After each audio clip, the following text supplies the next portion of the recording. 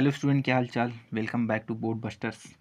तो आज की क्लास में हम देखने वाले हैं मैथ के जो चैप्टर नंबर है 4, जिसके प्रश्नावली 4.1 है। इसका कॉन्सेप्ट क्लास हम पहले देख चुके हैं, तो इसका जो जितने भी इंपॉर्टेंट क्वेश्चन होंगे इसके एक्सरसाइज है 4.1, 4.2, 4.3 ऐसे करते करते 4.6 तक है। तो उसके हम सभी इंपॉर्टेंट क्वेश्चन देखने वाले हैं। तो चलो स्टार्ट करते हैं।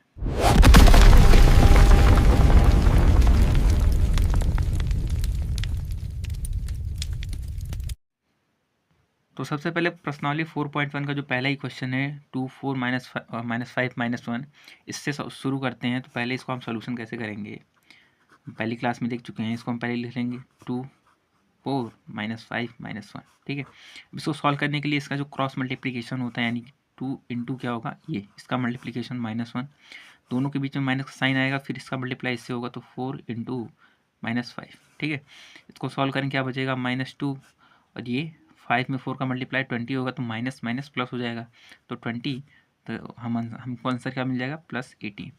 ठीक है, तो ये सबसे पहला और सबसे छोटा बेसिक क्वेश्चन था। तो बेसिक से स्टार्ट करते हैं। अब अगला इंपॉर्टेंट क्वेश्चन। तो अगला जो क्वेश्चन है, क्वेश्चन नंबर सेकंड का दूसरा जो पार्ट है, x² - x + 1, x - 1 x + 1 x + 1। ठीक है, इसको मैं सॉल्व करूंगा। जो भी क्वेश्चन मैं छोड़ रहा हूँ उसको आपको खुद से प्रैक्टिस करना है, लगाना है, ताकि रिवीजन होता रहे, आपको प्रैक्टिस बना रहे। तो इसको चलिए सॉल्व करते हैं। क्या है, x² - x + 1, x - 1 x + 1 and x + 1। ठीक है, तो इससे वही ऊपर वाला प्रोसीजर करेंगे, इसका क्रॉस मल्टीप्लिकेशन। तो कैसे होगा, that is x² - x + 1 into में इसका इसमें मल्टीप्लाई, यानी कि x + 1। हमेशा दोनों के बीच में माइनस का साइन आता है तो माइनस लगेगा। इसका मल्टीप्लिकेशन क्या होगा, x - 1, यहाँ पे x + 1। ठीक है, तो इसको आगे हम सॉल्व करेंगे तो क्या मिलेगा, इसका इन दोनों में मल्टीप्लाई होगा, इसका इन दोनों में मल्टीप्लाई होगा, तो क्या कैसे होगा, x² का x में करेंगे तो x3, x का +1 में करेंगे तो x² होगा। ठीक है, x² का +1 में, फिर ये माइनस का साइन माइनस आएगा, x का x में x² प्लस माइनस माइनस रहेगा, x का 1 में x आएगा। ठीक है, सिमिलरली 1 का इसमें मल्टीप्लिकेशन करेंगे तो क्या हो जाएगा, +1 है तो प्लस x आएगा, और यहाँ पे 1 का 1 में +1। ठीक है, अब इसका मल्टीप्लिकेशन इसमें करेंगे तो हम देख रहे हैं a - b into a + b, यानी कि a² - b² का फॉर्मूला बने, तो ये माइनस इस साइड रहेगा।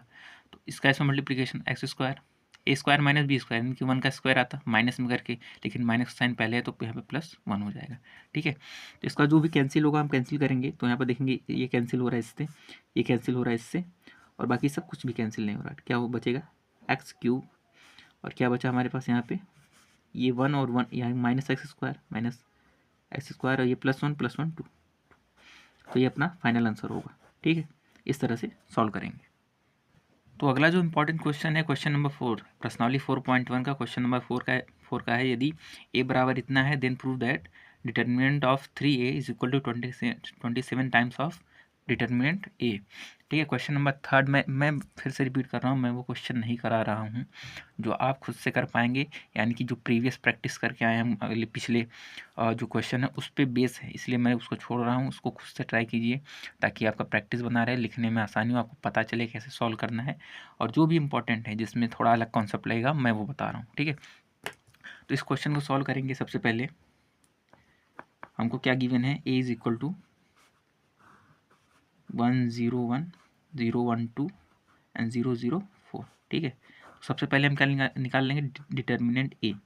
डिटर्मिनेंट a क्या हो जाएगा, ये जो मैट्रिक्स का फॉर्म है वो चेंज हो जाएगा, तो क्या बचेगा 1 0 1 0 1 2 0 0 4। अभी इसको हम पूरा सॉल्व नहीं करेंगे, ओपन नहीं करेंगे, क्योंकि हमको प्रूव ये करना है। ठीक है, इसको इक्वेशन 1 अगर हम कंसीडर कर रहे हैं तो हमको क्या मिलेगा नीचे, अगर हम 3a निकाल लें, यदि 3a बराबर, यानी कि a में 3 टाइम मल्टीप्लीकेशन, यानी क्या हो जाएगा हमारे पास 3 टाइम्स, क्या बचेगा, ये आएगा 1 0 1 0 1 2 एंड 0 0 4। और डिटर्मिनेंट की प्रॉपर्टी देखो, डिटर्मिनेंट की प्रॉपर्टी अलग होती है, मैट्रिक्स की अलग होती है। अगर मैट्रिक्स में किसी नॉन ज़ीरो नंबर से मल्टीप्लिकेशन किया जाए तो उसके हर एक एलिमेंट में मल्टीप्लाई होगा। याद रहे, मैंने पहले भी लेक्चर में बताया हुआ है।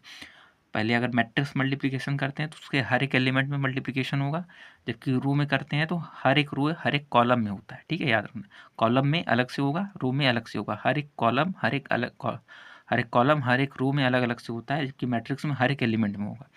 तो हमसे यहाँ पे क्या मिल जाएगा, इसको लिखेंगे तो हमको क्या मिलेगा, इस साइड 3 का 1 में होगा यानी कि 3, फिर 0 हो जाएगा, फिर 3 का 1 में 3, 3 का 0 में 0, 3 का 1 में 3 और 3 का 2 में 6। सिमिलरली यहाँ पे 0 0 और 3 4 जा 12।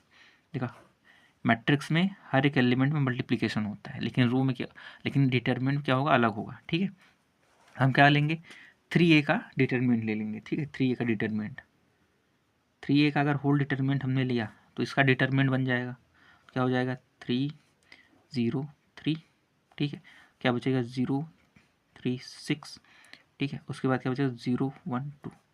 ठीक है, तो यहाँ से आगे हमको क्या मिलेगा, यहाँ से अब मैट्रिक्स की प्रॉपर्टी से हमको पता चला कि हर एक एलिमेंट मल्टीप्लिकेशन होता है, जबकि डिटरमिनेंट की प्रॉपर्टी क्या कहती है, हर एक रो में होगा। ठीक है, हर एक कॉलम में होगा, यानी कि अलग अलग, हम एक बार में एक ही रो में मल्टीप्लिकेशन कर सकते हैं। तो हम क्या देखते हैं यहाँ पे, इस पहले रो से 3 कॉमन निकाल सकते हैं। क्या बचेगा, पहले रो से 3 कॉमन निकाला, इंटू दूसरे रो से फिर 3 कॉमन निकाला, इंटू फिर तीसरे रो से, यहाँ पे सॉरी यहाँ पे 12 है, यहाँ पे 0 रहेगा 12। ठीक है, तीसरे रो से फिर 3 कॉमन निकाला तो क्या बचेगा, यहाँ पे ऐसे। ठीक है, 0 0 है तो यहाँ से 3 कॉमन निकलेगा। पहले रो से 3 कॉमन निकाला तो क्या बचेगा, 1 0 1। यहाँ से 3 कॉमन निकालेंगे तो 0 1 2। यहाँ से 3 कॉमन निकालेंगे तो 0 0 4। ठीक है, समझ में आया। मैट्रिक्स और डिटरमिनेंट का डिफरेंस होता है, मैट्रिक्स में अगर मल्टीप्लिकेशन करेंगे या कॉमन निकालेंगे तो सबसे एक साथ कॉमन निकलेगा। ठीक है, जैसे यहाँ से अगर 3 कॉमन निकालेंगे तो सिर्फ एक 3 मिलेगा, जबकि डिटरमिनेंट में अगर कॉमन लेंगे तो हर एक रो से कॉमन आता है। ठीक है, हर एक रो से अलग अलग कॉमन मिलेगा, हर एक कॉलम से अलग अलग कॉमन निकल सकता है। तो हम यहाँ पे रो से कॉमन निकाल रहे हैं तो रो मिलेगा। ठीक है, तो 3 इंटू 3 इंटू 3 क्या हो जाएगा, 27। और ये वैल्यू कहाँ से आएगी, 1 0 1 0 1 2 0 0 4। ये क्या है, इक्वेशन नंबर 1 से डिटरमिनेंट ए की वैल्यू, यानी कि डिटरमिनेंट ए। तो यहाँ से हम क्या लिख सकते हैं, determinant of 3a is equal to 27 times of a. ठीक है, कैसे, इस तरीके से देखो, यहाँ पे हम लिख लेंगे determinant of 3a is equal to 27 times of a. ठीक है, इस तरह से ये प्रूव हो जाता है। ठीक, हमने किया क्या था, सबसे पहले हमने क्या किया था, जो हमको क्वेश्चन गिवन था ये हमने ए को ले लिया।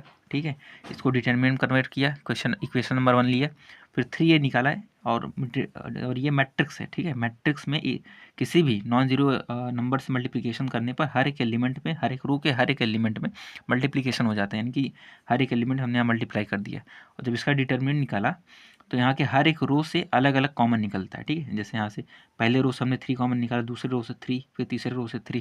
ठीक है, फिर ये ऊपर जाकर वापस डिटरमिनेंट ए बन गया, यानी कि यहाँ पे 3 टाइम्स ऑफ ए डिटरमिनेंट का value 27 times of determinant A. तो अगला जो इंपॉर्टेंट क्वेश्चन है दैट इज 5, क्वेश्चन नंबर 5 प्रश्नावली 4.1 का साइडिक का मान बताओ, जो दिया गया है 3 -1 -2 0 0 -1 3 -5 एंड 0।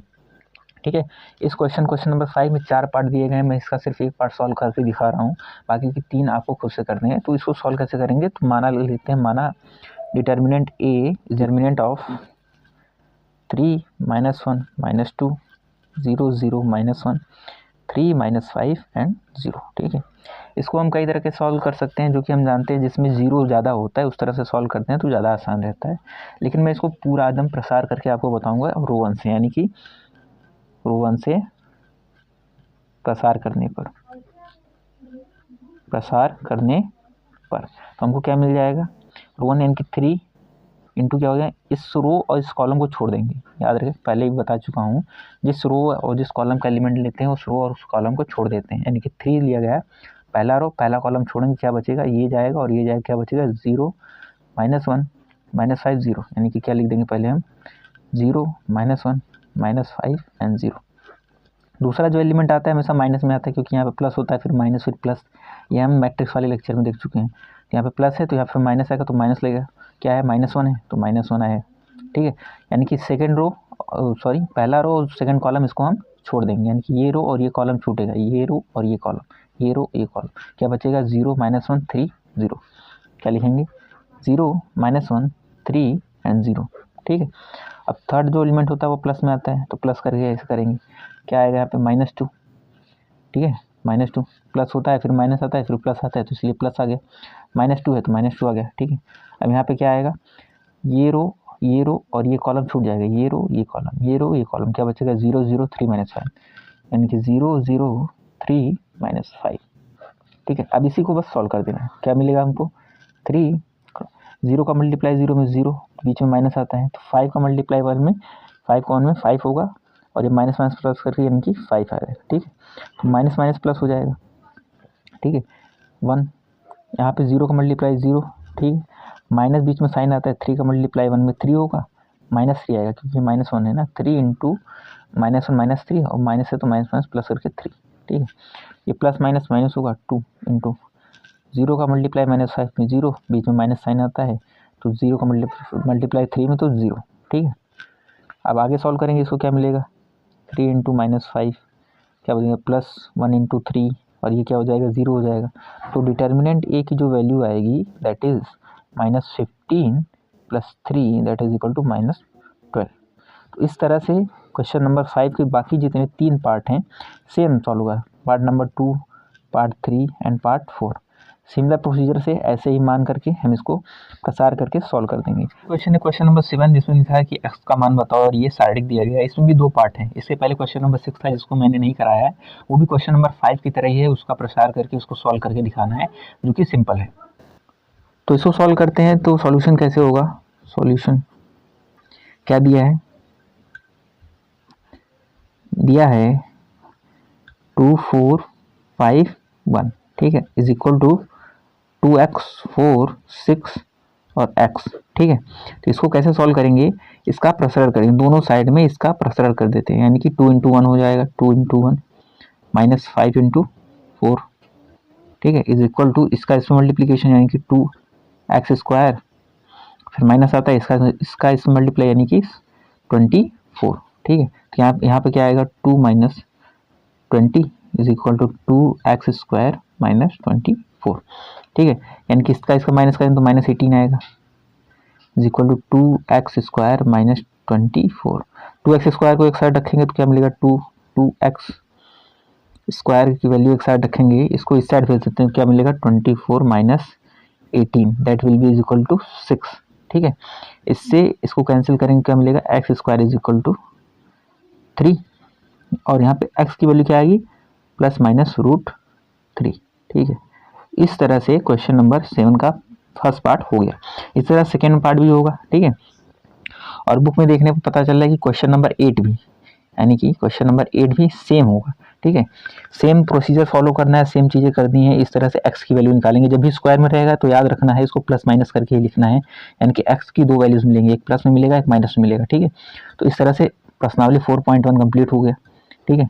जितने भी इंपॉर्टेंट क्वेश्चन है, बाकी जो बच्चे अपने से प्रैक्टिस कीजिए, तो इसका सोल्यूशन इस तरह से होगा। तो अगला जो इंपॉर्टेंट एक्सरसाइज है अपना आ गया प्रश्नावली 4.2, और इसमें पहला जो क्वेश्चन दिया गया है कि बिना प्रसरण के सारणी को का गुणधर्म प्रयोग करो, सारणी को सिद्ध करो, ठीक है। यानी कि हमको इसका प्रसरण नहीं करना है कि इसको हम एक्सपेंड करके सॉल्व करेंगे, नहीं, इसका जो गुणधर्म है जो हमने पहले लेक्चर में देख चुके हैं उसका यूज़ करना है, इसको प्रूव करना है, ठीक है। तो इसको हम सॉल्व करते हैं सॉल्यूशन करके, ठीक है। देखो ये LHS में, तो इसको हम लिखेंगे LHS हमको क्या गिवन है, that is XA x plus A, Y B Y plus B, और यहाँ पे ZC और Z प्लस सी, ठीक है। इसको प्रूफ करना है 0 के इक्वल में। तो यहाँ पर हम क्या कर सकते हैं कि प्रॉपर्टीज़ का यूज़ करते हैं, ठीक है। ये C1 है, C2 है, C3 है, तो हम क्या लिख सकते हैं C1 goes to C1 plus C2, यानी कि C1 में C1 और C2 को जोड़ करके लिख देना। ये सब हम प्रॉपर्टीज़ में पढ़ चुके हैं कि ये सब किया जा सकता है, ठीक है। तो अगला स्टेप क्या मिलेगा, यानी कि ये 2 कॉलम आपस में जुड़ जाएंगे, यानी करस्पॉन्डिंग एलिमेंट इसके आपस में जुड़ जाएंगे, यानी कि x प्लस ए हो जाएगा, तो क्या हो जाएगा x प्लस ए, इसको स्क्वायर करेंगे तो y प्लस बी, और इसको प्लस करेंगे तो z प्लस सी, और ये A B C as it is रहेगा ABC, क्योंकि सेकेंड कॉलम पे कोई ऑपरेशन नहीं है और थर्ड कॉलम पे भी कोई ऑपरेशन नहीं है, तो क्या हो जाएगा x plus a, y plus b and z plus c, ठीक है। ये प्रॉपर्टी जो हम जानते हैं कि जब भी कोई दो रो या फिर दो कोई कॉलम आपस में इक्वल हो, यानी कि समान हो जाते हैं, यानी कि x प्लस ए है तो x plus a, y plus b z plus c है, तो जब कोई दो रो और कोई या फिर कोई 2 कॉलम आपस में सेम हो जाते हैं तो उनकी वैल्यू 0 हो जाती है। तो हम क्या लिखेंगे, क्योंकि कॉलम 1 तथा कॉलम 3 समान या फिर सर्वसम बोल सकते हैं, ठीक है, सर्वसम है, अतः इसका मान 0 होगा, यानी कि 0, ठीक है, यानी कि इसकी वैल्यू क्या आएगी, 0 हो जाएगी। तो that will be is equal to RHS, ठीक, इस तरह से, ठीक है। प्रॉपर्टीज का यूज करके सॉल्व करना है। प्रॉपर्टीज हम पहले लेक्चर में देख चुके हैं, अगर नहीं देखा तो प्लेलिस्ट में लगा हुआ है वीडियो, देख सकते हैं। अगला जो इंपॉर्टेंट क्वेश्चन है दैट इज दिया गया है second number, a minus B, B minus C, C minus A, B minus C, C minus A minus B और C minus A, B minus A minus B और B minus C. इसको proof करना है कि 0 के equal में है कि नहीं। याद रहे हमको उसी प्रॉपर्टीज यानी गुणधर्मों के का प्रयोग करना है। तो हम क्या लिखेंगे सॉल्यूशन में, पहले हम LHS लेंगे, ठीक है, LHS वो क्या दिया गया है, a minus B, B minus C, C minus a, ठीक है, क्या नीचे क्या दिया गया है, b minus C, C minus a और ए माइनस बी। अगला दिया है c minus A minus b and b minus c, ठीक है। इसको प्रूव करना है 0 के इक्वल में। तो हम क्या करते हैं, पहला कॉलम, दूसरा कॉलम, तीसरा कॉलम है, ऑपरेशन लगाते हैं। तो operation will be C1 goes to C1 plus C2 plus C3, ठीक है। इसको हम ऐड कर सकते हैं, इसकी प्रॉपर्टीज पढ़ चुके हैं। तो हमको क्या मिल जाएगा, इन सबको ऐड कर देना है। तो हमको C1 में ऑपरेशन लग रहा है, तो C1 में हमको क्या मिल जाएगा, एक सेकेंड, इन तीनों को प्लस कर देंगे, यानी कि a माइनस बी प्लस होगा b माइनस सी, फिर plus c minus a, c minus a, ठीक है। सिमिलरली ये तीनों को प्लस कर देंगे, क्या मिल जाएगा, b minus c plus c minus a plus a minus b. इन तीनों को प्लस करेंगे तो क्या मिल जाएगा, c minus a plus a minus B plus b minus c, ठीक है। बाकी दोनों कॉलम एज इट इज आ जाएंगे। तो क्या बचेगा, b minus C, C minus a, c minus A minus b, तीसरा रो ए माइनस बी और बी माइनस सी, ठीक है। तो हम यहाँ पर एक चीज़ देख रहे हैं, ये ए प्लस में ए माइनस में cancel, b plus b minus cancel, c plus c minus में कैंसिल, ठीक है। यानी कि बी प्लस में है और B minus cancel, c plus में सी माइनस कैंसिल, ये दोनों प्लस माइनस में कैंसिल, ठीक है। सी यहाँ प्लस में सी माइनस में कैंसिल, ए माइनस में ए प्लस में cancel, B minus B plus में कैंसिल, ठीक है। तो इसकी वैल्यू टोटल क्या मिलेगी, ये पूरा कॉलम जो होगा ये C1 हो जाएगा, पूरा 0 हो जाएगा। यहाँ पर 0 0 0, क्योंकि सब कुछ प्लस माइनस हो करके 0 मिल गया। क्या हो जाएगा, b माइनस सी और ये c माइनस ए, यहाँ पर क्या बचेगा, c माइनस ए, यहाँ पर a माइनस बी और यहाँ पर a माइनस बी, तो यहाँ पे b माइनस सी, ठीक है। जो दिया गया था एज इट इज उतार लिए। तो हम गुणधर्म जानते हैं कि किसी भी डिटर्मिनेंट यानी कि सारणी का कोई भी एक रो, कोई भी एक कॉलम जो कम्प्लीटली 0 होता है तो उसकी पूरी वैल्यू कितनी हो जाती है, 0 हो जाती है। यानी कि इसका एक पूरा कॉलम C1 जो है पूरा 0 हो गया, तो इसकी वैल्यू क्या है, 0, यानी कि बराबर हो गया RHS के, ठीक है। तो इस तरह से ये प्रूव हो गया। इंपॉर्टेंट क्वेश्चन है दैट इज क्वेश्चन नंबर 5, जो कि दिया गया है b plus C, C plus A plus B और आप q प्लस आर, इस तरह से दिया गया है। LHS हमको ये RHS के बराबर में प्रूव करना है। तो सॉल्यूशन इसका हम करते हैं। सॉल्यूशन LHS पहले हम इसका लेंगे, LHS लेकर के हमको RHS लेकर आना है। That will be equal to b plus C, C plus A plus B, q plus R, R plus P and p plus q, y plus Z, Z plus X and एक्स plus Y, ठीक है। तो सबसे पहले हमें ये proof करना है। तो हम क्या करते हैं कि R1 गोज़ टू क्या कर देंगे, R1 plus R2 plus R3, ठीक है। ये ऑपरेशन लगाते हैं R1 पे, ठीक है। R1 में तीनों जो तीनों रो आपस में प्लस करके लिख देते हैं। तो हमको क्या मिल जाएगा R1 में इस तरह से b प्लस सी, तो क्या बचेगा c प्लस ए, फिर क्या मिलेगा a प्लस बी, ठीक है। इस तरीके से यहाँ पे भी प्लस हो जाए तो क्या मिलेगा, q plus R plus P plus p plus q, ठीक है। इसमें प्लस करेंगे तो क्या मिल जाएगा, y प्लस जेड प्लस ये z plus X plus X plus Y, ठीक है। बाकी सभी रो सेम रहेंगी, उसमें कोई ऑपरेशन नहीं लगा, तो बाकी सेम एज इट इज रहेंगी। r plus p, z plus x, a plus b, p plus q और x प्लस वाई। तो यहाँ पर हम क्या देख रहे हैं कि 2b है, यानी कि b है प्लस में, b भी प्लस में, यानी कि ये सब प्लस में हो जाएंगे। तो हमको क्या मिल जाएगा यहाँ से नीचे, यानी कि 2b plus 2c plus 2a। ठीक है, सिमिलरली यहाँ पर भी मिल जाएगा 2q प्लस 2r प्लस, इसमें प्लस करेंगे तो प्लस 2p। सिमिलरली यहाँ प्लस करेंगे तो क्या मिलेगा, 2y plus 2z plus 2x, और बाकी सब एज इट इज सेम आएंगे, यानी कि c plus a plus b, r plus p, p plus q and z plus x, तीसरा रो क्या रहेगा, x प्लस y। ठीक, इस तरीके से हम क्या लेते हैं, R1 से अगर हम 2 कॉमन लेंगे, देखो हमको 2 लाना था बाहर, देखो हम 2 लेकर आए हैं। डिटरमिनेंट में हम जानते हैं किसी एक रो या किसी एक कॉलम से कॉमन लिया जाता है। ठीक है, क्या हम लिखेंगे, R1 से 2 उभयनिष्ठ या फिर कॉमन लेने पर यहाँ से 2 बाहर आ जाएगा, तो क्या मिलेगा हमको, 2 टाइम्स ऑफ, इसको हम ऑर्डर में लिख लेते हैं, a प्लस बी प्लस सी, इसको ये लिखेंगे पी क्यू आर में। ठीक है, p plus Q plus R.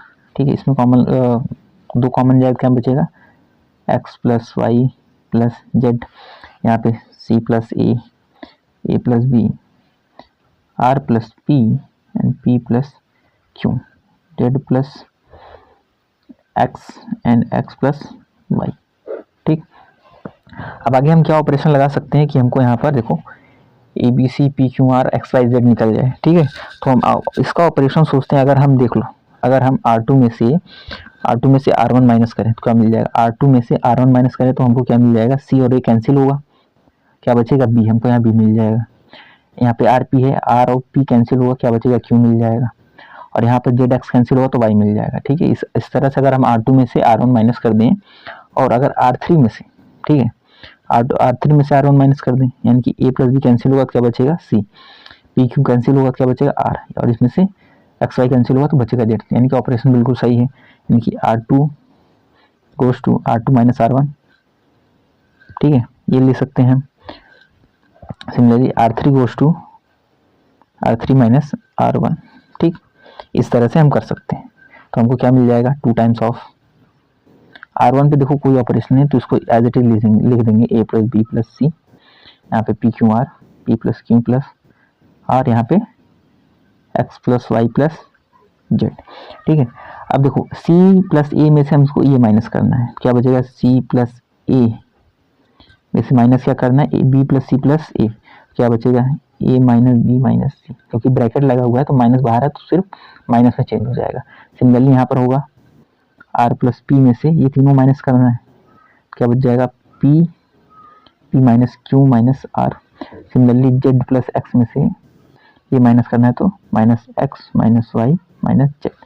ठीक है, तो अब a प्लस बी में से, यानी कि R3 में से R1 को माइनस, इसी को माइनस करना है, क्या बचेगा, माइनस ए माइनस बी माइनस सी, यानी कि a प्लस, और यहाँ पे क्या है, p प्लस क्यू में से p, यानी कि इसको माइनस करना है, p minus Q minus R, और यहाँ पे x प्लस वाई में से पहला रो, यानी कि माइनस एक्स होगा, फिर माइनस वाई माइनस जेड। ठीक है, जो कैंसिल होगा कैंसिल कर दें, यहाँ पे c और a कैंसिल होगा, यहाँ से RP कैंसिल हो जाएगा, R और P, यहाँ से ZX कैंसिल होगा, ZX कैंसिल कर दिए, यहाँ से AB कैंसिल होगा, AB कैंसिल हुआ, PQ cancel, PQ cancel, and XY cancel, तो XY कैंसिल कर दिए। ठीक है, ये दोनों का अपोजिट साइन में है। ठीक है, तो आगे क्या बचेगा हमारे पास, 2, ये है ABC, इसको एज इट इज लिखें, A plus B plus C, P plus Q plus R, X plus Y plus Z, यहाँ बचेगा क्या, माइनस बी, यहाँ बचेगा माइनस क्यू, यहाँ बचेगा माइनस वाई, यहाँ क्या बचेगा, माइनस सी, यहाँ क्या बचेगा, माइनस आर, यहाँ क्या बचा है, माइनस जेड। ठीक है, अब अगला ऑपरेशन हम लगाएंगे इस पे। ठीक है, यहाँ पे बी सी क्यू आर और वाई जेड, यहाँ पे देखो जो हमको प्रूफ करना था, ये सूत्र तो आ गया, B Q Y C R Z. ठीक है, अब हमको क्या लाना है, यहाँ पे A B A P Q, इसको करना है। ठीक है, तो हम क्या लिखेंगे, R1 goes to R1 plus R2 plus R3, यानी कि इन सब में इन सबको प्लस कर देंगे, यानी कि देखो अगर प्लस करेंगे तो b से b कैंसिल होगा, माइनस सी से प्लस सी कैंसिल होगा, यहाँ पे माइनस क्यू से क्यों कैंसिल होगा, -r से r कैंसिल होगा, -y से y कैंसिल होगा, -z से z, इसलिए मैं इसको डायरेक्टली लिख रहा हूँ। हमको क्या मिल जाएगा, वो ऑपरेशन लगाने के बाद हमारे पास क्या बचेगा, 2 times of determinant a p x -b -q -y -c -r -z। तो हम क्या करेंगे, r3 r2 और r3 से -1 कॉमन ले लेंगे, ठीक है। r2 व r3 से -1 उभयनिष्ठ लेने पर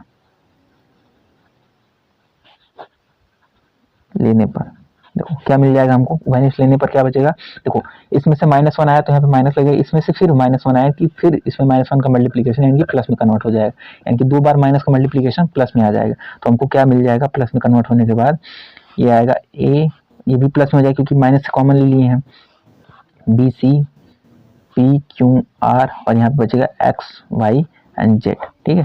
यही तो अपना RHS है और इस तरह से RHS मिल गया, ठीक है। यानी कि ये LHS लेकर चले थे, यानी कि हमको ये प्रूफ करना था, तो हमने इसको सॉल्व करके यहाँ पर इसको प्रूफ कर दिया, तो यानी कि हमको RHS मिल गया, अपना ये फाइनल आंसर है। क्वेश्चन नंबर 7, और ये मोस्ट इम्पॉर्टेंट है भाई, ये बहुत साल में ये रिपीट होता रहता है, बहुत सारे क्वेश्चन पेपर में बहुत सारे अलग अलग जो पेपर कोड होते हैं, यानी कि हर पेपर में ऑलमोस्ट आ सकता है, ठीक है। और ये रिपीटेड यानी कि प्रीवियस ईयर क्वेश्चन में भी आते हैं, तो इसको प्रूफ करना होता है कि ये डिटरमिनेंट दिया गया है, इसको इसके बराबर प्रूफ करना है। तो हम वही सेम प्रोसीजर लेंगे, ठीक है, इसका गुणधर्मों का प्रयोग करके प्रूफ करना है। तो हम इसको LHS पहले लिख लेते हैं, क्या दिया गया है, -a² AB AC BA -b² BC and CA CB and -c², ठीक है। तो हमको याद रखना है कि A B C ये मल्टीप्लिकेशन में भले स्क्वायर में, लेकिन मल्टीप्लिकेशन में तो हमको वो लाना पड़ेगा। तो हम क्या करते हैं, देखिए देखो रो 1 में A कॉमन लग रहा है, A रो 2 में B और रो 3 में C, तो हम क्या लिखेंगे, R1 R2 तथा R3 से क्रमशः यानी कि R1 से A आएगा, R2 से B आएगा तथा C उभयनिष्ठ, ठीक है। उभयनिष्ठ लेने पर हमको क्या मिल जाएगा, that will be equal to, यानी कि यहाँ से A आएगा, यहाँ से B कॉमन लिया और यहाँ से C कॉमन लिया, तीसरे रो से, पहले रो से A कॉमन लेंगे तो क्या बचेगा, -A बचेगा, यहाँ से A हट जाएगा तो क्या बचेगा, B बचेगा, यहाँ से हटेगा तो बचेगा C, ठीक है। यहाँ से B कॉमन लेंगे तो यहाँ पे बचेगा A, यहाँ पे कॉमन लेंगे तो माइनस का B बचेगा, यहाँ से कॉमन लेंगे तो क्या बचेगा, B कॉमन लेंगे तो बचेगा C, ठीक है। यहाँ से कॉमन लेंगे क्या बचेगा, C कॉमन लेंगे तो A बचेगा, यहाँ पे क्या बचेगा, B बचेगा और यहाँ पे क्या बचेगा, माइनस का C, ठीक है। तो इस तरह से हमने कॉमन लिया तो हमको ये सब मिल गया, ठीक है। अब एक चीज़ हम देखते हैं कि इस कॉलम में A कॉमन है, इस कॉलम में B कॉमन है, इस कॉलम में C कॉमन है, यानी कि पहले तो हमने रोज कॉमन ले लिया, अब क्या करेंगे, कॉलम से कॉमन लेंगे, ठीक है। तो हम लिखेंगे C1 C2 तथा C3 से क्रमशः A B तथा C उभयनिष्ठ, ठीक है, यानी कॉमन लेने पर, ठीक है। यानी कि C1 से A कॉमन लेंगे, C1 से A क्रमशः का मतलब कॉन्जिक्यूटिव, यानी कि C1 के लिए A रहेगा, C2 के लिए B एंड C3 के लिए C, ठीक है। यानी कि इन सब से भी कॉमन ले लेंगे, क्या बचेगा, देखो यहाँ से A कॉमन लेंगे, इसमें A का मल्टीप्लिकेशन क्या हो जाएगा, A² हो जाएगा, यहाँ से B कॉमन लेंगे, B का मल्टीप्लिकेशन B² हो जाएगा, और यहाँ से C कॉमन लेंगे तो C का मल्टीप्लिकेशन C² हो जाएगा। यहाँ से A कॉमन लिया क्या बचेगा, -1 1 1, ठीक है। और यहाँ से B कॉमन लिया तो क्या बचेगा, 1 -1 1, यहाँ से C में से C कॉमन लिया तो थर्ड में से 1 1 -1, ठीक है। तो ये हमको मिल गया है, ठीक है। अब इसको हम आगे सॉल्व करेंगे, देखो हम जो प्रूव करने चले थे A² B² C² ये तो मिल गया यहाँ पे, ठीक है। अब हमको 4 लेकर आना है, तो प्रॉपर्टीज का यूज करके हम इसको 4 लेकर आएंगे। तो हम कैसे सॉल्व करेंगे, यहाँ पे देखो अगर हम इसको प्लस करेंगे तो एक कॉलम 0 हो जाएगा, कैसे देखो, क्या हम लिखते हैं यहाँ पर R1 goes to R1 + R2, ठीक है। इस तरीके से अगर हम इसको ऑपरेशन करते हैं तो हमको क्या मिल जाएगा, A² B² C², ठीक है। नीचे क्या आएगा, इसका प्लस होगा तो +1 -1 + 1 कितना होगा, 0, और 1 - 1 कितना हो जाएगा, 0 हो जाएगा, 1 1 2, ठीक है। क्या बचेगा, 1 -1 1 एंड 1 1 -1, ठीक है। तो इसमें प्रॉपर्टीज हमने यूज कर लिया, क्या, इसका समीशन, यानी रो और कॉलम का समीशन यूज कर रहे हैं। तो हम क्या लिखेंगे यहाँ पर, R1 के सापेक्ष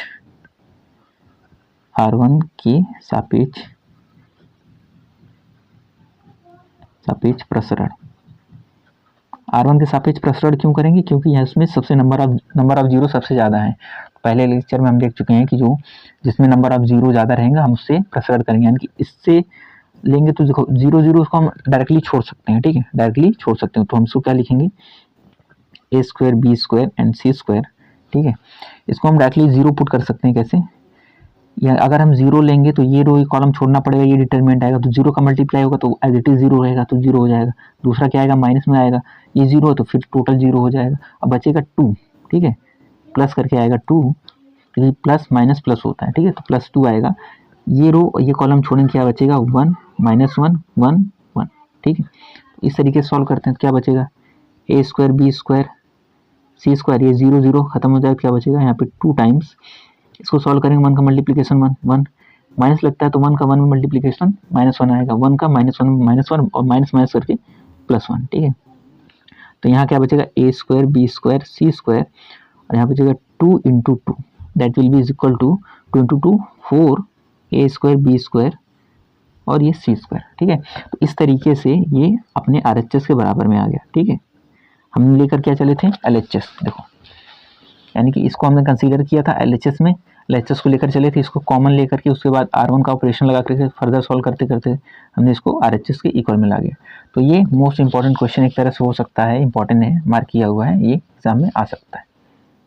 अगला जो क्वेश्चन है, क्वेश्चन नंबर 8 पार्ट 1 जो है, ये दिया गया है, इसको हमको इसके बराबर प्रूफ करना है। तो हम इसको सोल्यूशन जिस तरह से करते हैं, solution is equal to LHS लेते हैं हमेशा, ठीक है। LHS बराबर क्या है, ये वन वन वन है, A B C A square B square and C square, ठीक है। इसको हमको इसके बराबर प्रूफ करना है। तो इसको देखते ही एक नॉर्मल आइडिया होना चाहिए कि हम इसको रो इस कॉलम को जीरो बना देंगे तो एक एलिमेंट बचेगा, उसके हिसाब से उसको हम प्रसार कर लेंगे तो हमको सॉल्यूशन मिल जाएगा।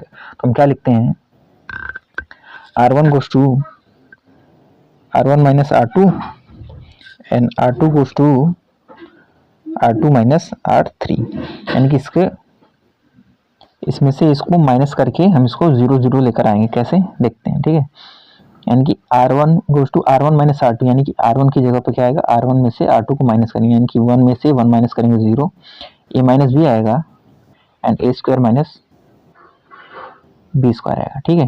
सिमिलरली R2 में ऑपरेशन लगेगा, क्या हो जाएगा, R2 की जगह पे आएगा R2 माइनस R1, यानी कि 1 में से 1 minus zero, B minus C and B square minus C square, ठीक है।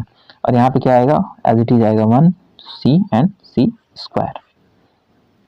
तो इसको अब हम लिख सकते हैं इस फॉर्म में, दैट इज ए 0 0 1 है, 0 0 1 a minus b minus C and सी।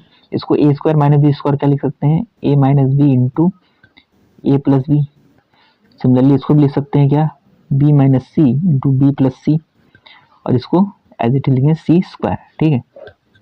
इस तरीके से हम जानते हैं रो वन में से इसको कॉमन ए माइनस बी अगर कॉमन ले लिया जाए तो ये जीरो तो है, जीरो कोई इम्पैक्ट नहीं पड़ेगा, यहाँ से 1 बचेगा और यहाँ पे ए माइनस बी कॉमन है, यहाँ से बी माइनस कॉमन, यानी कि रो वन और रो टू से ए माइनस बी और बी माइनस सी कॉमन ले सकते हैं। तो क्या बचेगा, ए माइनस बी और बी माइनस सी, ये रो वन से रो टू से कॉमन लिया गया, तो यहाँ बचेगा जीरो, यहाँ पे आएगा 1 एंड ये बचेगा ए प्लस बी, ठीक है। यहाँ से क्या बचेगा जीरो, यहाँ पे बचेगा 1 और यहाँ पे क्या बचेगा बी प्लस सी।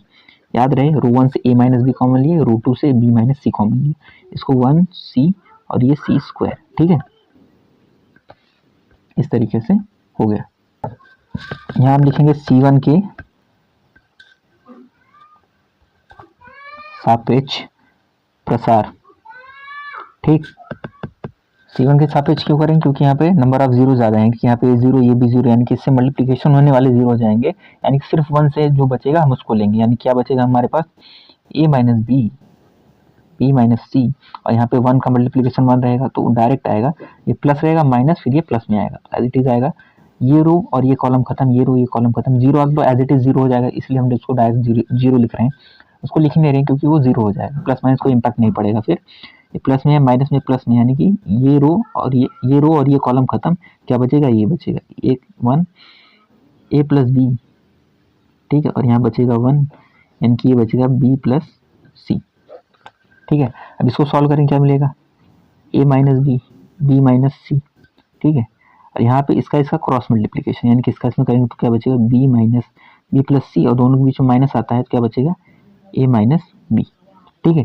तो दोनों का अगर देख रहे हैं तो क्या कैंसिल हो जा रहा है, ये प्लस बी और ये माइनस बी कैंसिल हो जा रहा है। तो बचेगा क्या यहाँ पे, ए माइनस बी, बी माइनस सी, और यहाँ पे इंटू में क्या बचेगा, सी माइनस ए, यानी कि सी माइनस ए, ठीक है। इस तरीके से ये RHS प्रूफ हो गया, ठीक है। आंसर नंबर 9 एक्सरसाइज जो है अपना 4.2 क्वेश्चन नंबर 9 है, जो कि दिया गया है ये, और इसको प्रूफ करना है कि ये होगा, ठीक है। तो हम इसका सॉल्यूशन क्या करते हैं, LHS पहले इसको कंसीडर करते हैं इस तरह से। तो इस पर हम क्या ऑपरेशन लगाएंगे, x minus Y, Y minus Z निकालना है। तो हम रो 1 में से रो 2 को माइनस करेंगे, रो 2 में से रो 3 को माइनस करेंगे, तो हमको मिलेगा, ठीक है। यानी कि R1 goes to R1 minus R2, R1 minus R2, and R2 goes to R2 minus R3, ठीक है। ये ऑपरेशन लगा रहे हैं, यानी कि R1 में से R2 को माइनस करें और R2 में से R3 को माइनस करें, तो हमको क्या मिलेगा, x माइनस वाई होगा, x minus Y, X square minus Y square, ठीक है, और Y Z minus Z. Similarly R2 में से R3 को माइनस करें तो क्या बचेगा, y minus Z, Y square minus Z square, and Z X minus X Y, और नीचे सेम एज इट इज ये आ जाए, क्योंकि R3 पर कोई ऑपरेशन नहीं है। अब इसको हम कुछ इस तरीके से लिख सकते हैं, जैसे कि ये x माइनस वाई है, y minus Z and z है, तो इसको ओपन करके हम लिख सकते हैं x minus Y and x plus Y, ठीक है। इसको भी लिख सकते हैं, यानी कि y minus Z and y plus z, और z square as it is आएगा। और यहाँ से अगर हम माइनस में जेड कॉमन ले लें, ठीक है, माइनस जेड अगर कॉमन लिया जा रहा है तो क्या मिलेगा हमको, x माइनस वाई, ठीक है। अगर z कॉमन लेते क्या मिलता है, y माइनस एक्स, लेकिन माइनस जेड कॉमन ले रहे हैं इसलिए x माइनस वाई, और यहाँ से माइनस एक्स कॉमन लेंगे तो क्या मिलेगा, y माइनस जेड, ठीक है, और यहाँ से एक्स वाई।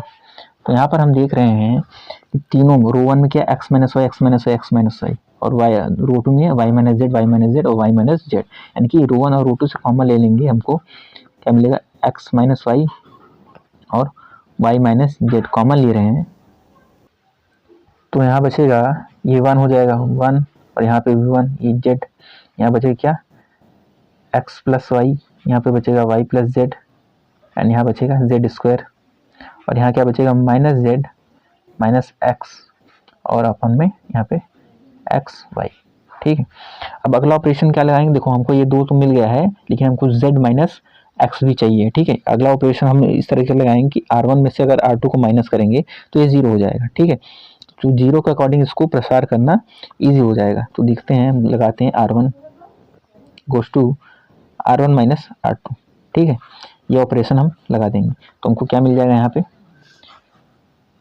पे x minus Y, Y minus Z, यहाँ पे इसको माइनस करेंगे क्या बचेगा 0, और x माइनस वाई, मतलब x प्लस वाई, फिर इसको माइनस करें तो वाई वाई कैंसिल बच जाएगा, तो क्या बचेगा x माइनस जेड, और ठीक है, यहाँ बचेगा माइनस जेड प्लस एक्स। तो अगला जो रो रहेगा वो सेम एज इट इज आएगा, 1 Y plus Z minus X, और तीसरा row same as it is आ जाएगा, Z Z square and X Y, ठीक है, एक्स वाई, ठीक है। अब इसको हम आगे सॉल्व करेंगे, तो यहाँ से हम देख रहे हैं x माइनस जेड कॉमन ले सकते हैं, यानी कि R1 से x माइनस जेड कॉमन लेंगे तो क्या मिलेगा, x minus Y, Y minus Z, और यहाँ पे क्या x माइनस क्या ले रहे हैं z, ठीक है। ये कॉमन आ गया, तो हमारे पास यहाँ पर बचेगा क्या, 0, यहाँ पे आएगा 1, यहाँ बचेगा -1, यहाँ आएगा 1 वाई प्लस जेड, यहाँ पे minus X, Z Z square and X Y, ठीक। यहाँ पे करेक्शन कर देते हैं, क्योंकि हमको प्रूफ क्या करना है, z माइनस एक्स, ठीक है। इसलिए अगर हम z माइनस एक्स यहाँ से डायरेक्ट कॉमन ले, z माइनस एक्स, ठीक है, x माइनस जेड नहीं, z माइनस एक्स, तो प्रूफ करने में आसान होगा हमारे लिए। यहाँ से अगर z माइनस एक्स कॉमन लेंगे तो यहाँ पे बचेगा -1, क्योंकि माइनस लेकर आएगा तो भी z माइनस 1 आएगा, और यहाँ पर अगर -1 से मल्टीप्लीकेशन होगा तभी जा करके z माइनस होगा, यानी -1 यहाँ पे, ठीक है, ठीक। तो अगले प्रोसीजर में हम इसको यहाँ पे जीरो लेकर आएंगे, जिससे कि प्रसार करने में आसान होगा। तो हम क्या लिख सकते हैं, अगला operation C2 goes to C2 plus C2 minus C3, ठीक है। तो इस तरीके से हम इसका ऑपरेशन लिख सकते हैं, ठीक है। तो यहाँ पे क्या मिल जाएगा हमको, यहाँ पे x minus Y, Y minus Z and z minus X, it will be equal to, ये ऑपरेशन ने लगाया हुआ है, यानी कॉलम 1 और कॉलम 3 तो सेम रहेगा -1 z। इन दोनों को प्लस करेंगे माइनस करेंगे तो यहाँ पे क्या आएगा -1 फिर माइनस बीच में साइन फिर -1 माइनस माइनस प्लस करके कैंसिल हो गया, यहाँ पे 0 मिल जाएगा। ठीक है, इन दोनों का माइनस करेंगे तो क्या हो जाएगा x + y + z हो जाएगा। इन दोनों को माइनस करें तो z² - xy और C3 एज इट इज आ जाएगा, यानी कि -1 - x और xy। ठीक है, अब इसमें हम देख रहे हैं यहाँ पे 2 0 मिल चुका है, तो इसको हम R1 के सापेक्ष प्रसार करने पर ठीक है। अब R1 के सापेक्ष प्रसार करने पर हमको क्या मिलेगा, इस अमाउंट के लिए बाकी सब 0 हो जाएगा, बस हम इसको कंसीडर करेंगे क्योंकि प्लस माइनस प्लस है, ये प्लस में आता है लेकिन यहाँ पे ये माइनस में है तो इसको माइनस में लेकर चलना पड़ेगा। ठीक है, y x अगर इस 0 के लिए सब कुछ वैल्यू 0 हो जाएगा, इसके लिए मल्टीप्लिकेशन होगा फिर 0 हो जाएगा, तो हम बस इसको लेकर के चल रहे हैं। तो हमको क्या मिल जाएगा, यानी कि x - y, y - z and z - x। ठीक है, ये हमको मिला हुआ है और ये -1 है, तो क्या करेंगे -1 से यहाँ मल्टीप्लिकेशन होगा and that will be equal to, ये रो में है इस कॉलम में, तो ये रो और ये कॉलम कैंसिल, ये रो ये कॉलम हट जाएगा, हमको ये और ये लेना होगा, यानी कि 1x + y + z और यहाँ पे आएगा z एंड z² - xy।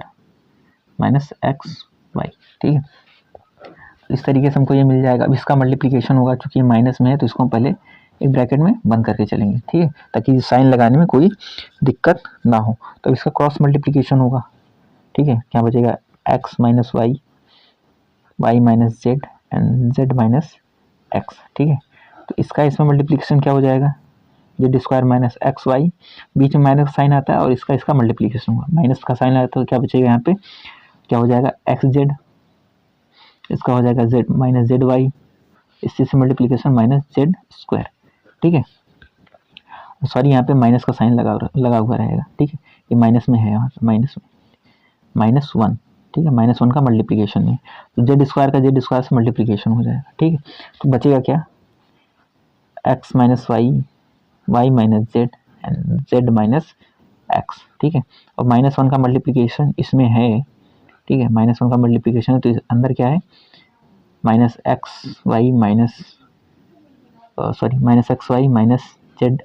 और -y। अब इस -1 का अंदर मल्टीप्लिकेशन करेंगे तो हमको क्या मिल जाएगा x - y, y - z and z - x। -1 का मल्टीप्लिकेशन होगा तो सब में प्लस हो जाएगा, यानी कि ये प्लस में आएगा, ये भी प्लस में, ये भी प्लस में हो जाएगा। ठीक है, तो क्या मिल जाएगा हमको यहाँ पे xy। ठीक है, यानी कि मल्टीप्लिकेशन में तो xy माइनस माइनस करके प्लस होगा, यानी कि इसको भी प्लस में y z और ये भी प्लस में आएगा तो प्लस zx। ठीक है, और हमको यही प्रूफ करना था, यानी कि LHS लेकर चले थे और यही है बराबर RHS। ठीक है, यानी कि LHS लेकर चले थे, हमको ये RHS प्रूफ करना था और यहाँ पे हमने इसको प्रूफ कर दिया है। जो क्वेश्चन नंबर 11 का पहला जो पार्ट है वो इस तरीके से दिया गया है और उसको हमको प्रूफ करना है कि ये इतने वैल्यू इसके बराबर है।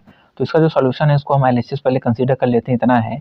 तो इस पर जब हम ऑपरेशन लगाते हैं तो ऑपरेशन क्या लगाते हैं कि इन सबको ऊपर प्लस कर देते हैं। कैसे प्लस करने में क्या फ़ायदा है वो देखते हैं। R1 goes to R1 + R2 + R3। ठीक है, इन तीनों को आपस ऊपर में प्लस कर देंगे तो क्या मिल जाएगा हमको इस तरीके से, उनकी A - B - C और इन दोनों को प्लस करेंगे तो क्या बचेगा +2B + 2C।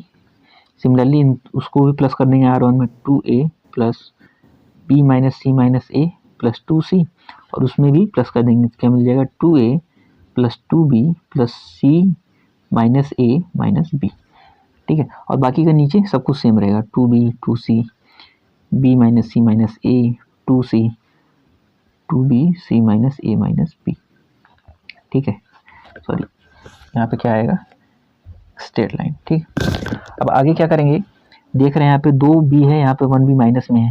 ठीक है, 2C है 1C माइनस में है, यहाँ पे 2 है 1A माइनस में है, 2C है और 1C माइनस में। तो क्या बच जाएगा माइनस करने के बाद। ठीक है, यहाँ पे क्या बचेगा A प्लस बचेगा, A + B + C बचेगा। ठीक है, और ऊपर भी क्या बचेगा A + B + C बचेगा और यहाँ पर भी A + B + C बचेगा, A + B + C बचेगा। ठीक है, और यहाँ पे बाकी सब एज इट इज आएगा B - C - A 2B 2C 2C और C - A - B।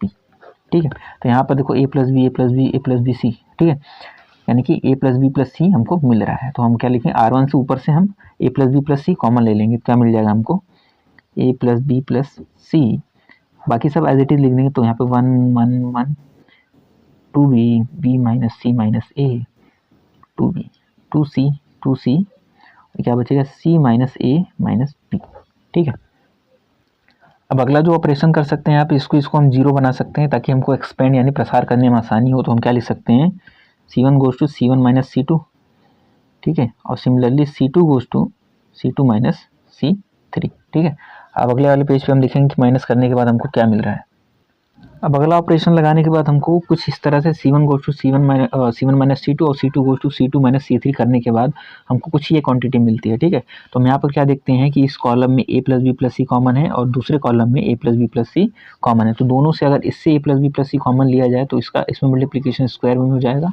अगर फिर a plus B plus C common लिया जाए तो इसमें से a क्यूब हो जाएगा, यानी कि a प्लस बी प्लस सी का क्यूब हो जाएगा। क्यूब क्यों हो जाएगा, पहले इस कॉलम पे a प्लस बी प्लस सी आया तो इंटू में हो जाएगा, तो स्क्वायर में हो जाएगा, फिर इस कॉलम से लिया जाएगा तो क्यूब में आ जाएगा। तो क्या बचेगा, 0 1 0, यहाँ पे 0 minus 1 1 1 2b and c minus a minus b। हम देख रहे हैं कि R1 में 2 0 हमको मिल चुका है। तो यहाँ पे R1 से प्रसार करने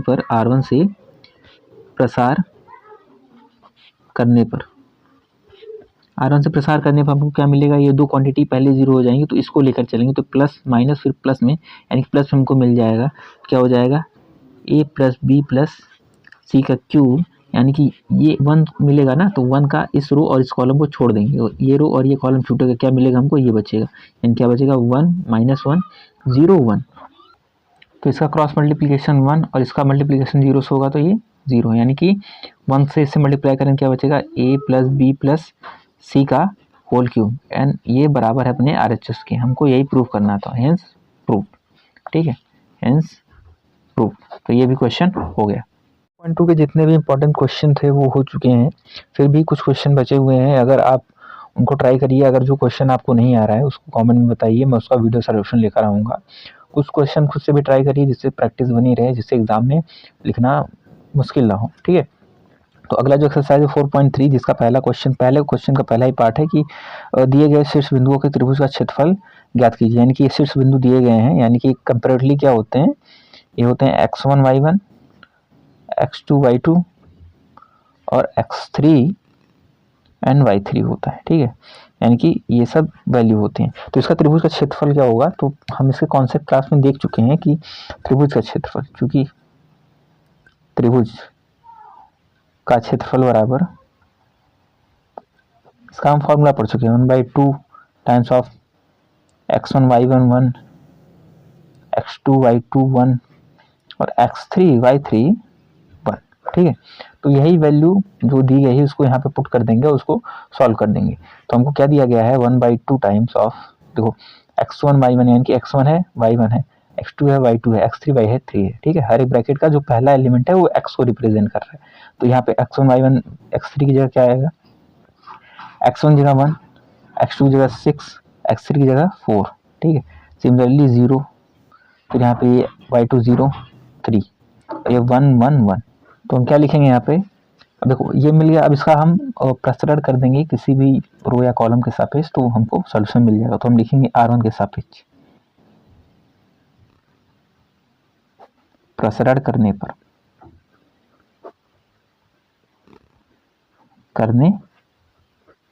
ठीक है, क्या है, 1/2 है, that will be equal to, अगर 1 लिया तो ये रो ये कॉलम गया, क्या बचेगा 0, और देखो 1 ये रो ये कॉलम खत्म, यानी क्या बचेगा 0 1 3 1, ठीक है। दूसरा जो एलिमेंट है वो रो R1 का वो है 0, यानी कि इसके लिए प्लस माइनस, फिर यहाँ माइनस आ गया, यहाँ प्लस होता है या फिर माइनस होता है, इसलिए माइनस 0 का मल्टीप्लाई हो जाएगा तो पूरा 0 हो जाएगा। तीसरा एलिमेंट है 1, तो यहाँ पे प्लस 1 के लिए ये रो ये कॉलम छोड़ेंगे, क्या बचेगा 6043, ठीक है। अब इसको सॉल्व करेंगे हमको, तो 1/2, ठीक है, 1/2, यानी कि 1 का मल्टीप्लिकेशन कोई इम्पैक्ट नहीं, तो 1 का 0 मल्टीप्लाई 0 माइनस लगता है 3 1 3, ठीक है, 0 कम्प्लीटली हट गया, तो यहाँ पे आएगा प्लस, 1 का कोई मतलब नहीं है, तो यहाँ पे क्या बचेगा 6 का मल्टीप्लाई 3 में 18 माइनस इन दोनों का मल्टीप्लिकेशन 0, क्या बचे यहाँ पे 1/2 -3, ठीक है, प्लस 18, ठीक है, दोनों का घटाना हो जाएगा तो 1/2 टाइम्स इंटू 15, तो हम डिवाइड कर देंगे, क्या मिलेगा 7:1/2, ठीक है। यहाँ पे हम क्या लिखते हैं, वर्ग इकाई। वर्ग इकाई इसलिए लिखते हैं, इसका यूनिट लिखना जरूरी होता है, ठीक है। वर्ग इकाई इसलिए लिखते हैं क्योंकि ना मीटर में दिया गया है ना सेंटीमीटर में, ये सिर्फ पॉइंट दिया गया है, इसलिए हम इसको वर्ग इकाई लिखते हैं। तो ये हो गया सॉल्यूशन। इसी तरह क्वेश्चन नंबर 1 का पॉइंट नंबर पार्ट 1 तो हो गया, पार्ट 2 पार्ट 3 भी सेम तरीके से होगा, इसलिए उसको खुद से ट्राई कीजिए। क्वेश्चन नंबर 2 है प्रश्नावली 4.3 का, दर्शाइए कि बिंदु ए इतना, बी इतना और सी संरेख है। तो संरेख के लिए हमने एक कॉन्सेप्ट पढ़ा हुआ था, वो क्या था, यदि कोई 3 पॉइंट है, अगर वो संरेख है तो उनके त्रिभुज का क्षेत्रफल 0 होगा। यानी कि हम इसको डायरेक्टली क्या लिख सकते हैं कि x1 y1 1, x2 y2 1 और x3 y3 1, it would be 0, ठीक है। 1/2 यहाँ मल्टीप्लिकेशन में होता है, उधर जाके डिवीजन हो जाता है, इसलिए इसको हम डायरेक्टली इस तरीके से लिख सकते हैं। यानी कि इसकी वैल्यू अगर 0, हम यही वैल्यू यहाँ पे पुट करेंगे, अगर इसकी वैल्यू 0 आ गई तो ये संरेख होगा, अदरवाइज ये संरेख नहीं होगा। तो इसलिए इसको हम पुट करते हैं, ठीक है। x1 y1 यानी कि x1 है, ये y1 है, और ये x1 है, x2 है और ये x3 है, ठीक है। इस तरह हम इसकी वैल्यू पुट करते हैं, यानी कि a आएगा और y1 क्या है b प्लस सी, और यहाँ पे आएगा 1, ठीक है।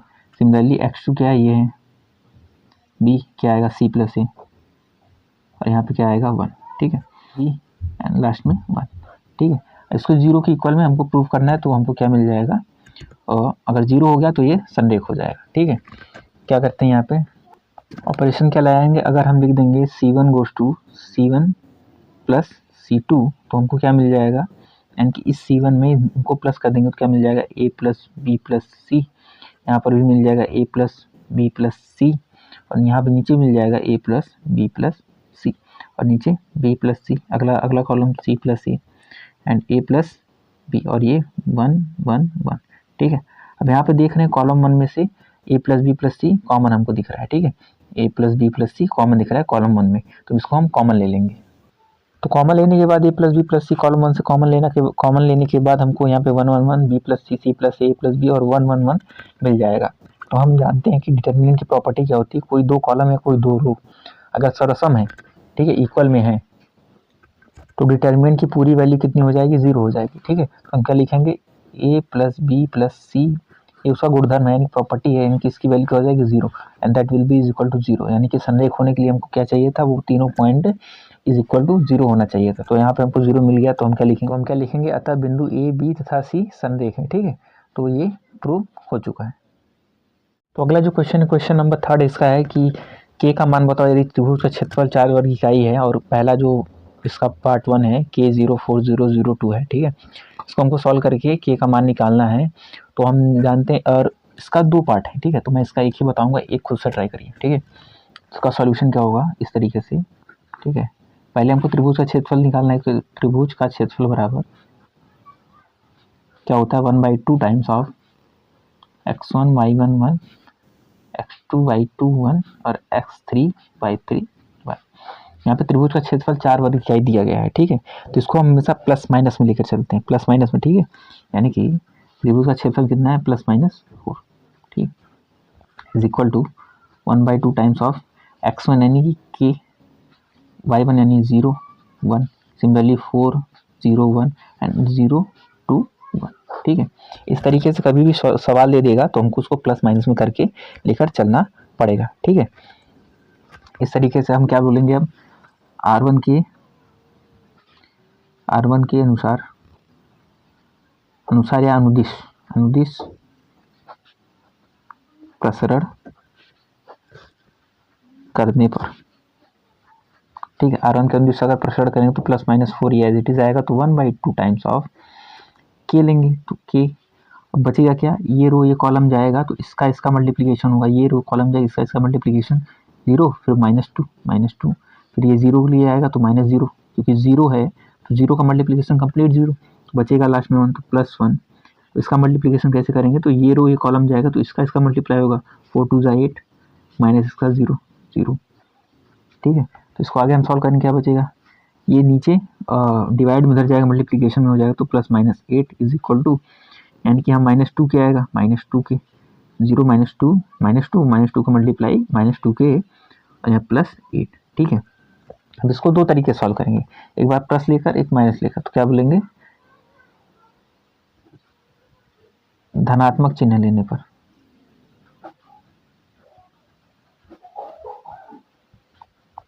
क्या हो जाएगा, 8 इज इक्वल टू -2 के प्लस 8 से 8 कैंसिल हो जाएगा, तो k इज इक्वल टू क्या मिल जाएगा, 0, ठीक है। यहाँ पे 8 से 8 कैंसिल हो जाएगा तो k मिल जाएगा, k इज इक्वल टू 0, ठीक है। अब उसके बाद क्या करेंगे, ऋणात्मक चिन्ह लेने पर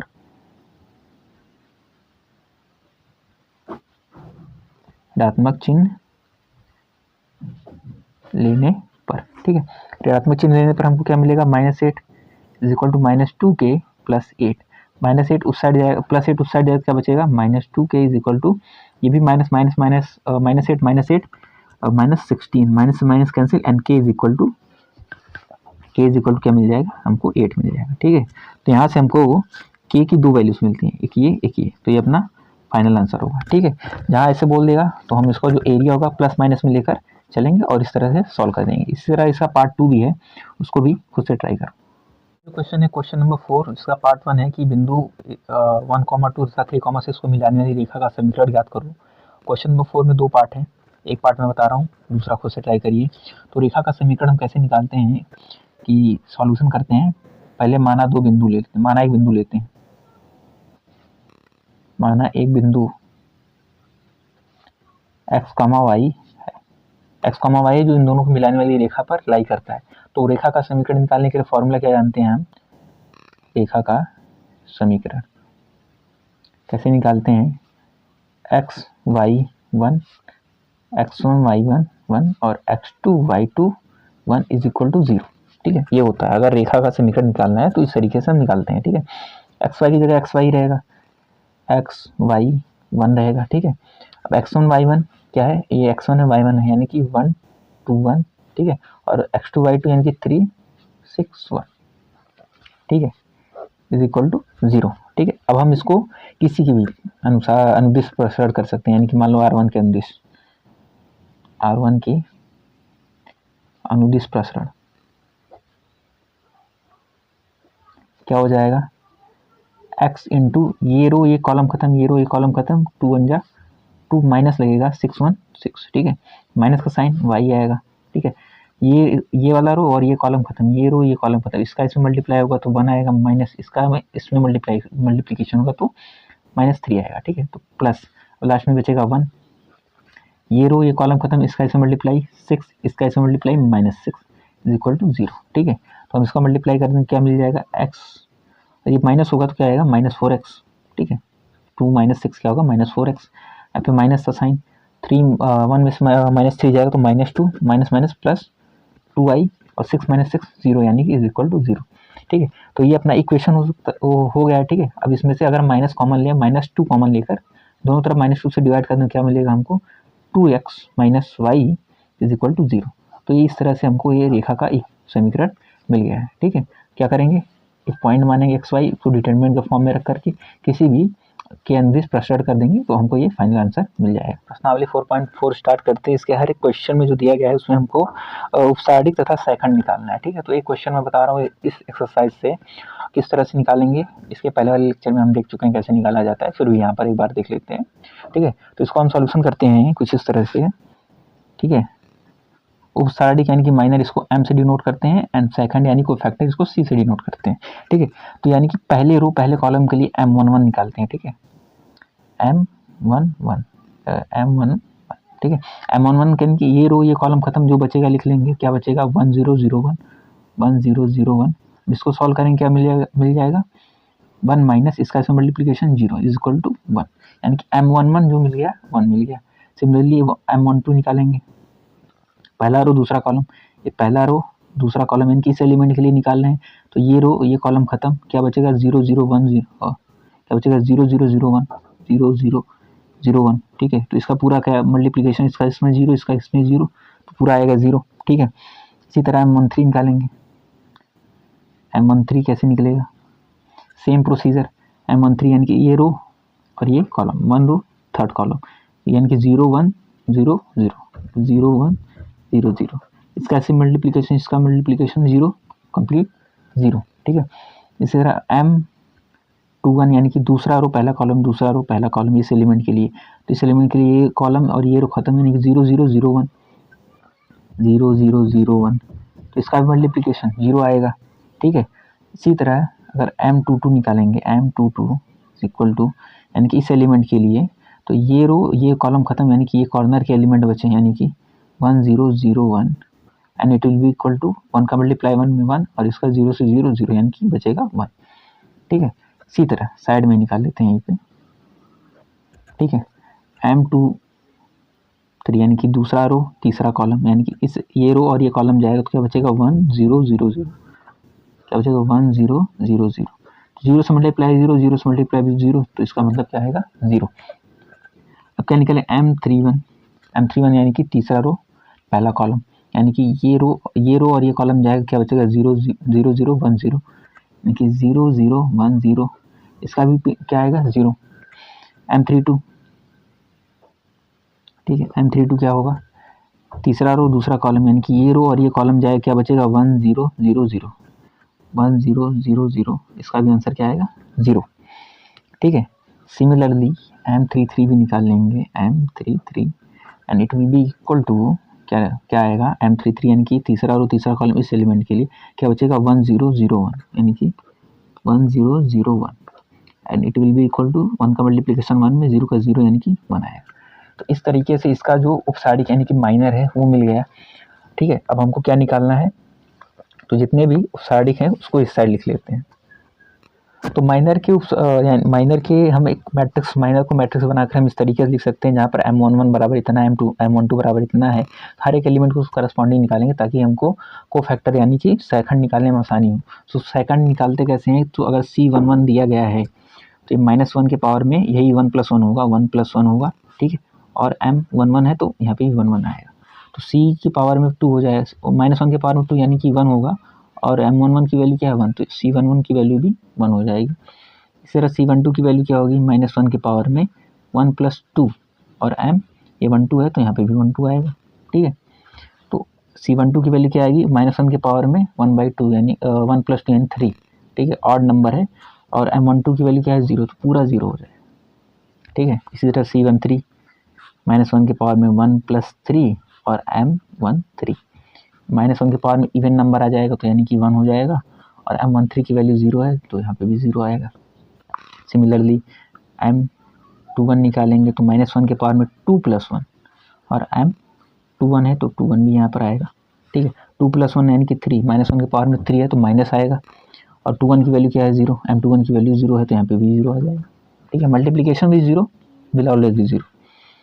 C22 इज इक्वल टू -1 के पावर में 2 + 2 यानी कि M22, यानी कि -1 के पावर में 4 हो गया तो 1 हो गया, M22 की वैल्यू 1 है, 1 × 1 1 हो गया, ठीक है। इसी तरह हम C23 भी निकाल लेंगे।